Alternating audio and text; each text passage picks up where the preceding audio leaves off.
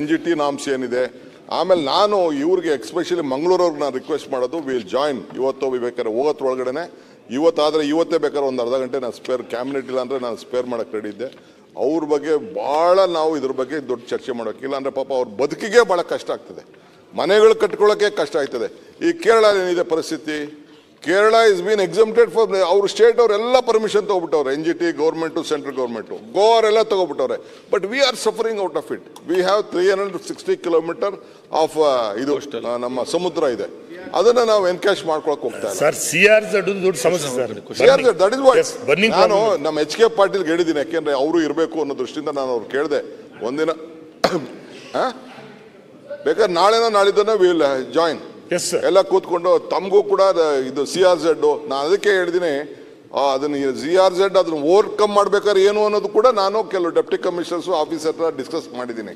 Will join together. ನಾಳೆನೇ ಬೇಕಾದ್ರೆ ನನ್ನ HK ಪಾಟೀಲು ಇರ್ಲಿ. ಫಸ್ಟ್ ಒಂದು ಪ್ರಿಮಿನರಿ ಮೀಟಿಂಗ್ ಮಾಡಾದ್ಮೇಲೆ ವಿಲ್ ಗೋ ಟು ಮಂಗಳೂರು. ಅಲ್ಲಿ ಉಡುಪಿಯವ್ರನ್ನೂ ಕರೆಸೋಣ, ನಾರ್ತ್ ಕೇಂದ್ರ ಅವ್ರನ್ನೂ ಕಳ್ಸೋಣ, ಕರೆದಿ ಕುಂಡಿಸ್ಕೊಂಡು ತೀರ್ಮಾನ ಮಾಡಿ what has to be done ಅನ್ನೋದು ಮಾಡೋಣ. ಯಾಕೆಂದ್ರೆ ಎಲ್ಲರಿಗೂ ಪ್ರಾಪರ್ಟಿ ವ್ಯಾಲ್ಯೂ ಬರಲಿ, ಎಂಪ್ಲಾಯ್ಮೆಂಟು ಕ್ರಿಯೇಟ್ ಆಗಲಿ. ಜನ ಬೆಳಗಾಂ ಇದಕ್ಕೆ ಹೋಗೋದಕ್ಕೆ, ಗೋವಾಗೆ ಹೋಗೋದನ್ನ ನಿಲ್ಸೋಣ ನಾವೇನಾರು ಮಾಡಿ, ಕೇರಳಗೆ ಹೋಗೋದನ್ನ ನಿಲ್ಸೋಣ ನಾವೇನಾರು ಮಾಡಿ. ಕೇರಳ ಸುರೇಶ್ ಕುಮಾರ್ ನಿಮ್ಗೆಲ್ಲ ಆಶ್ಚರ್ಯ ಆಗ್ಬೋದು, 5 ಬ್ಯಾಂಕ್ ಹುಟ್ಟಲ್ಲಿ ಈಗ 8 ಬ್ಯಾಂಕ್ ಆಯಿತು, highest medical college, highest engineering college, ಒಂದು 5 ಸ್ಟಾರ್ ಹೋಟ್ಲ್ ಇಲ್ಲ ಸುರೇಶ್ ಕುಮಾರ್ ಅಲ್ಲಿ. ಪೋರ್ಟ್ ಇದೆ, ಏರ್ಪೋರ್ಟ್ ಇದೆ, ಅಷ್ಟು ದೊಡ್ಡ ಇದು ಎಕ್ಸ್ಟೆನ್ಷನ್ಸ್ ಇದೆ, ಗ್ಯಾಸು ಪ್ರೊಡಕ್ಷನ್ ಮತ್ತೊಂದೆಲ್ಲ ಇದೆ. ಮಂಗಳೂರಲ್ಲಿ ಒಂದು 5 ಸ್ಟಾರ್ ಹೋಟ್ಲು ಕಟ್ಟಕ್ಕೆ ಧೈರ್ಯ ಇಲ್ಲ ಅಂತಂದ್ರೆ ಅವ್ರಿಗೆ ಎಕನಾಮಿಕ್ಲಿ ವರ್ಕೌಟ್ ಆಗಲ್ಲ ಅನ್ನೋ ದೃಷ್ಟಿಯಿಂದ ನಾನೆಲ್ಲ ಕಲ್ಲು ಹಾಕ್ತಿದ್ದೆ ಅಲ್ಲಿಗೆ ಎತ್ಕೊಂಡೋಗಿ ಕಲ್ಲನ್ನ ಗ್ರನೇಟ್ ಮಾಡೋಂಥ ಸಂದರ್ಭದಲ್ಲಿ. ಎಷ್ಟು ಲೈವೇ ಆಗಲಿ ಇತ್ತು ಮಂಗಳೂರು ಅಂತಂದ್ರೆ, ಈಗ 7 ಗಂಟೆ ಆದಮೇಲೆ ಡೆಡ್ ಆಗ್ಬಿಟ್ಟಿದೆ ಮಂಗಳೂರು. ಅದಕ್ಕೇನಾರು ಮಾಡಿ ನೋಡಿ, ಪದೇ ಪದೇ ಹೇಳಿದ್ರೆ ಸ್ವಲ್ಪ ನಾವು ಎದ್ದು ನಿಂತ್ಕೋಬೇಕು. ಏನಪ್ಪಾ ನೀವು 7 ಗಂಟೆ ನಂತರ ಡೆಡ್ ಆಗಿದೆ ಅಂದ್ರೆ ಏನ್ ಸರ್? ಡೆಡ್ ಅಂದ್ರೆ ದೇರ್ ಇಸ್ ನೋ ಆಕ್ಟಿವಿಟೀಸ್ ಅಂತ. ಹೆಂಗೆ ಎಲ್ಲ ಮನೆ ಸೇರ್ಕೊಂಡ್ಬಿಡ್ತಾರೆ. ಬರೀ ಉಪಮುಖ್ಯಮಂತ್ರಿ ಹೇಳಿ ಏನಿಲ್ಲ, ನೀವು ಹಂಗ ಅಷ್ಟೇ. ಈಗ ನಾನು ಚರ್ಚೆ ಮಾಡ್ತಾರೆ, ಚರ್ಚೆ ಮಾಡಿ ಚರ್ಚೆ ಮಾಡ್ತಾರಲ್ಲ, ಉಪಮುಖ್ಯಮಂತ್ರಿ ಹೇಳಿ ಚರ್ಚೆ ಮಾಡಿ ಅಲ್ಲ. ಮಾನ್ಯ ಉಪಮುಖ್ಯಮಂತ್ರಿ ಹೇಳಿ, ನಮ್ಮ ಉಡುಪಿ ಮಂಗಳೂರಲ್ಲಿ ಇದರ ಅಗತ್ಯನ ಹೇಳಿದ್ದೀರಾ. ವಿಶೇಷವಾಗಿ ಯು ಕಾನ್ಸಂಟ್ರೇಟೆಡ್ ಆನ್ ಕರಾವಳಿ, ಅಲ್ಲಿ ಎಷ್ಟು ಅಗತ್ಯ ಇದೆ ಅಂತ. ನಾನು ಒಂದು ನಿಮಿಷ ನನ್ನ whole argument it was about Bangalore. Okay, ಬೆಂಗಳೂರಲ್ಲಿ ಇವತ್ತು ಯಾವ ಪರಿಸ್ಥಿತಿ ಇದೆ ಅಂತ, because you are also holding BWSSP portfolio, you know. ಈ ಹಿನ್ನೆಲೆಯಲ್ಲಿ ನಾನು ಮತ್ತೊಮ್ಮೆ ಭಾಳ ಕಳಕಳಿಯಿಂದ in the interest of the Bangaloreans ನಾನು ಕೇಳ್ಕೊಳ್ಳೋದು, ಕರಾವಳಿಗೆ ಅವ್ರು ಹೇಳಿದ್ರು ಕುಂದಾಪುರ ನಮ್ಮ ಕರಾವಳಿ ಅದರದ್ದು ಒಂದು ಇಡೀ, ಬೆಂಗಳೂರದು ಮಾತ್ರ ಮತ್ತೆ ಟು ರಿವಿಸಿಟ್ ಈ ಬಫರ್ ಝೋನನ್ನು ನೀವು ಮಾಡ್ತಾ ಇರೋದ ಹಿನ್ನೆಲೆಯಲ್ಲಿ ದಯವಿಟ್ಟು ಸದನ ಸಮಿತಿಗೆ ಇದನ್ನು ಕಳಿಸಿದ ನಾನು ಕೇಳ್ಕೊಳ್ತೀನಿ. ಮಾನ್ಯ ಸಚಿವರು ಬಾಲಕೃಷ್ಣ, ಒಂದು ನಿಮಿಷ, ಸಚಿವ ಬಾಲಕೃಷ್ಣ ಮಾತಾಡ್ತಾರೆ.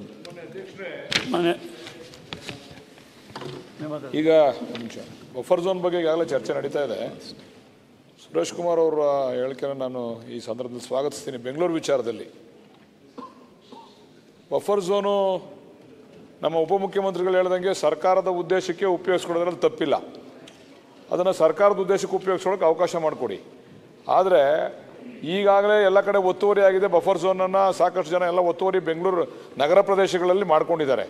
ಅದರಿಂದ ದಯಮಾಡಿ ಈ ಬಫರ್ ಝೋನನ್ನು ವಿಶೇಷವಾಗಿ ಅವ್ರ ಕರಾವಳಿ ಪ್ರದೇಶಕ್ಕೆ ಅವಶ್ಯಕತೆ ಇದೆ, ಅವ್ರಿಗೆ ತೊಂದರೆ ಆಗ್ತಾ ಇದೆ, ಅದಕ್ಕೆ ನೀವು ಅವಕಾಶ ಮಾಡಿಕೊಡಿ, ತೊಂದರೆ ಇಲ್ಲ. ಬೆಂಗಳೂರಿನಲ್ಲಿ ಇದನ್ನು ವಿಶೇಷವಾಗಿ ಪರಿಗಣಿಸಬೇಕು. ಬಫರ್ ಝೋನನ್ನು ಯಾವುದೇ ಕಾರಣಕ್ಕೆ ಬೇರೆ ಉದ್ದೇಶಕ್ಕೆ ಉಪಯೋಗಿಸ್ಕೊಳ್ಳೋಕೆ ಅವಕಾಶ ಮಾಡಿಕೊಡ್ಬಾರ್ದು ಅಂತೇಳಿ ನಾನು ತಮ್ಮ ಮುಖಾಂತರ ನಾನು ಸರ್ಕಾರಕ್ಕೆ ಒತ್ತಾಯ ಮಾಡ್ತಾ ಇದ್ದೀನಿ. ಓಕೆ ಸಚಿವರೇ, ಅಲ್ಲ ಬಫರ್ ಝೋನ್ ನೋಡಿ, ಬಫರ್ ಝೋನು ಈಗ ನೀವು ಯಾಕೆ ಚರ್ಚೆ ಮಾಡಿದೆ, ಅವ್ರು ಏನಂತ ಕೇಳ್ತಾರೆ. ಇಲ್ಲೇ ಇದ್ದಾರೆ ಅಧ್ಯಕ್ಷರೇ, ಬಾಲಕೃಷ್ಣ ಇಲ್ಲೇ ಇದ್ದಾರೆ, ಆಮೇಲೆ ನಮ್ಮನ್ನ ಇವರು ಶ್ರೀನಿವಾಸ್ ಇಲ್ಲೇ ಇದ್ದಾರೆ.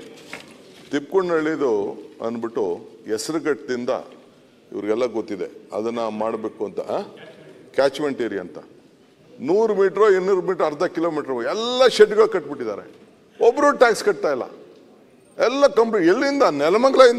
ನೆಲಮಂಗಲ ತಿಪ್ಪು ಇದನ್ನ ವಯಸ್ಸು 3 ಕಿಲೋಮೀಟರ್ವರೆಗೂ ಕಟ್ಟವ್ರೆ ಸರ್. 500 ಮೀಟರ್ 1 ಕಿಲೋಮೀಟರ್ ಅಲ್ಲ, 3 ಕಿಲೋಮೀಟರ್ವರೆಗೂ ಕಟ್ಟವ್ರೆ. ನೀವು ಹೇಳೋದು ಒಪ್ಕೋತೀನಿ.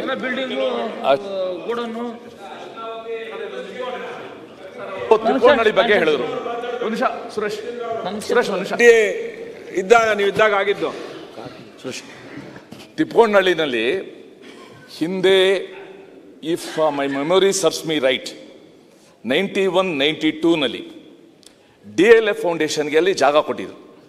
ತಿಪ್ಪೋನಹಳ್ಳಿ ಕ್ಯಾಚ್ಮೆಂಟ್ ಏರಿಯಾದಲ್ಲಿ ಅದು ಅಪಾರ್ಟ್ಮೆಂಟ್ಸ್ ಕಟ್ಟಬೇಕು, ಅದೇನೋ ಒಂದು ಟೌನ್ಶಿಪ್ ಕಟ್ಟಬೇಕು ಅಂತ. ಅವತ್ತು ನಾನು I was a corporator for the second term. ತಿಪ್ಪೋನಹಳ್ಳಿನಲ್ಲಿಂದ ನಾವು ರಾಜಭವನಕ್ಕೆ ಪಾದಯಾತ್ರೆ ಬಂದು ಗವರ್ನರ್ಗೆ ರೆಪ್ರೆಸೆಂಟೇಷನ್ ಕೊಟ್ಟು ಅವತ್ತು ಅಲ್ಲಿ ನಿಲ್ಲಿಸಿದ್ವು ನಾವು. ಓಕೆ, ಇದೇ ನೆಲಮಂಗಲ ಹತ್ರ ಕುಮುದ್ವತಿ ದಂಡೆ ಮೇಲೆ ಒಂದು ಇನ್ಸ್ಟಂಟ್ ಒಂದು medical college, infant medical college ಅಂತ ಶುರು ಮಾಡಿದರು. ಅಶೋಕ್ ಅವರು, ನಾನು ಎಲ್ಲನೂ ಕೂಡ ಪಾದಯಾತ್ರೆ ಹೋಗಿ ಅದನ್ನು ನಾವು ನಿಲ್ಲಿಸಿದ್ವು.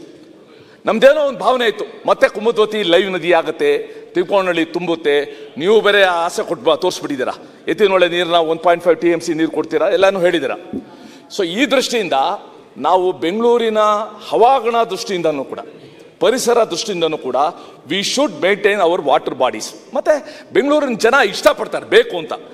ಅವ್ರ ಕರಾವಳಿಲಿ ಸದಾ ಮಳೆ ಬರ್ತದೆ, ಇಲ್ಲಿ ಮಳೆ ಬಂದಾಗ ಪ್ರವಾಹ ಆಗುತ್ತೆ, ಇಲ್ಲದೇ ಮಳೆನೇ ಬರಲ್ಲ. ಸೊ ಈ ದೃಷ್ಟಿಯಿಂದ ಬೆಂಗಳೂರಿಗೆ ಸಪ್ರೇಟ್ ಆಗಿ ನಾನು ಸಚಿವರನ್ನ ಕೇಳ್ಕೊಳ್ತೀನಿ, ತಮ್ಮ ಮೂಲಕ ಬೋಸರಾಜ್ ಅವ್ರಿಗೆ, let us revisit, let us ಅದನ್ನು ಒಂದು ರೀಸ್ಟಡಿ, ಅದ್ರ ಬಗ್ಗೆ ಮಾಡೋದಕ್ಕೆ ಸದನ ಸಮಿತಿ ಮಾಡಿ. ಸಚಿವರು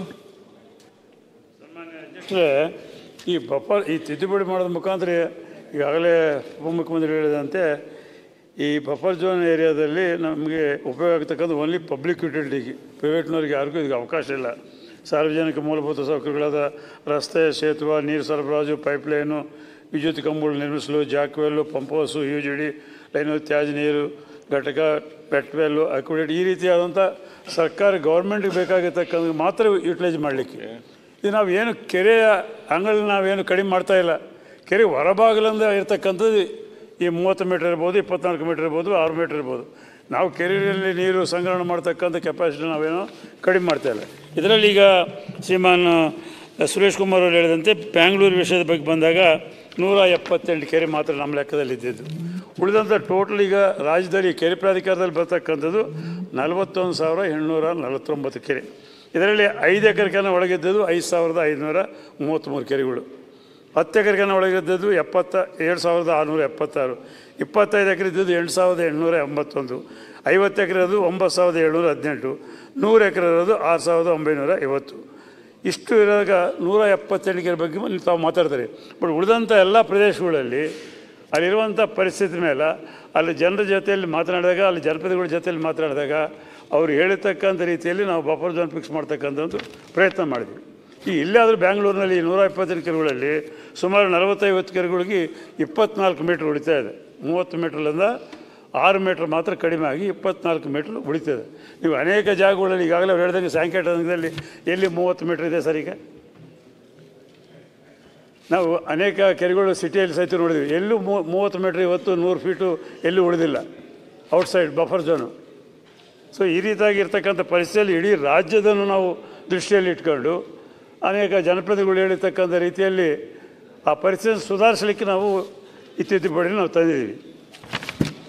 ತಾವು ಹೇಳ್ತೀರಾ ನಾವು ಸರ್ಕಾರಿ ಕೆಲಸಗಳಿಗೆ ಮಾತ್ರ, ಸರ್ಕಾರಿ ಉಪಯೋಗಕ್ಕೋಸ್ಕರ ಅಂತ ತಾವು ಹೇಳ್ತಾ ಇದ್ದೀರಾ. ನಿಮ್ಮದೇ ಬಿಲ್ಲು, ನೀವೇ ಪ್ರೆಸೆಂಟ್ ಮಾಡಿರೋ ಬಿಲ್ಲು, ನೀವು ಓದಿದಿರೋಲ್ವೋ ನನಗೆ ಗೊತ್ತಿಲ್ಲ. ಉದ್ದೇಶಗಳು, ಕಾರಣಗಳ ಹೇಳಿಕೆ, ಜಲಮೂಲಗಳಿಗೆ ಪ್ರದೇಶವಾರು ಬಫರ್ ಝೋನನ್ನು ಪರಿಚಯಿಸಲು ಮತ್ತು ಸರ್ಕಾರದ ಮುಖ್ಯ ಕಾರ್ಯದರ್ಶಿಯವರ ಅಧ್ಯಕ್ಷೀಯ ತಾಂತ್ರಿಕ ಸಮಿತಿ ನಿರ್ದಿಷ್ಟಪಡಿಸಲಾದ ಬಫರ್ ಝೋನ್ನಲ್ಲಿ ಕೈಗಾರಿಕಾ ಚಟುವಟಿಕೆಗಳು, ಒಂದು ನಿಮಿಷ ಆಯ್ತಾ, ಮನರಂಜನಾತ್ಮಕ ಮತ್ತು ವಾಣಿಜ್ಯದಂತಹ ಕೆಲವು ಸಾರ್ವಜನಿಕ ಉಪಯುಕ್ತ ಚಟುವಟಿಕೆಗಳ ರಚನೆಗೆ ಅನುಮತಿ ನೀಡಲು. ಏನರ್ಥ ಇದು? What's the meaning? ಸರ್ ನಾನು ಹೇಳ್ತೀನಿ ಅದು ಸ್ವಲ್ಪ ತಪ್ಪಾಗಿ ಅದಕ್ಕೆ ಲಾ ಸೆಕ್ರೆಟರಿ ನಮ್ಮ ಅಡ್ವೈಸರ್ ಹತ್ರ ಹೋಗಿದ್ದು ನಾನು. ಇಲ್ಲ ಈ ಸರ್ ದಯವಿಟ್ಟು ಕೇಳಿದ್ರೆ